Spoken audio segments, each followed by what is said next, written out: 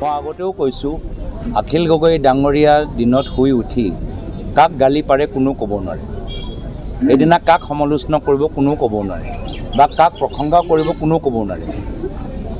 এদিন আমাৰ লগত মিত্ৰতা কৰিবলৈ বিচাৰিব, এদিন ক'ব কংগ্ৰেছে আটাইতকৈ দুৰ্নীতি কৰিছে।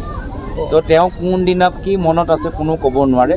তেওঁ ব্যক্তিগতভাৱে আমাৰ তেখেতৰ লগত কোনো আমাৰ বেয়া ভাৱ নাই, কিন্তু আজি তেওঁ এটা কথা কয়, এসপ্তাহ পিছত কি কয় কোনো ক'ব নোৱাৰে। এইখিনিও প্ৰমাণ আমি যোৱা কিছুদিনৰ পৰা দেখি পাই আছোঁ। মিত্ৰতাৰ সপোন যি দেখি আছে, বাস্তৱত পৰিণত হ'ব নে নাই ভৱিষ্যতত? না, তেওঁ বাস্তৱ আমি সেইটোৱে কৈছোঁ, আমি বাস্তৱ কথাটোৱে ক'ব নোৱাৰোঁ।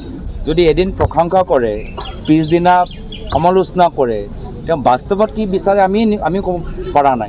কালি অখিল গগৈ ডাঙৰীয়াই কিন্তু এটা কথা কৈছে প্ৰেছ মিট দি, যে BTRত আচলতে কংগ্ৰেছ, ৰাইজৰ দল, CPI বহুকেইটা দল একেলগে মিলি খেলিব লাগে। এই ক্ষেত্ৰত যিহেতু আপুনি সভাপতি, কি জনাব আচলতে?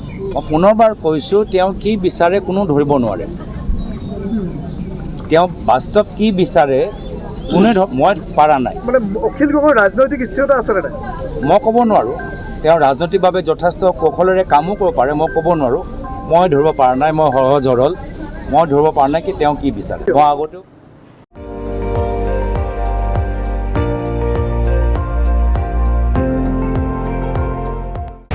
আপুনি চাই আছে ND24, সৰ্বশ্ৰেষ্ঠ নহয় সৰ্বোত্তমৰ দৌৰ।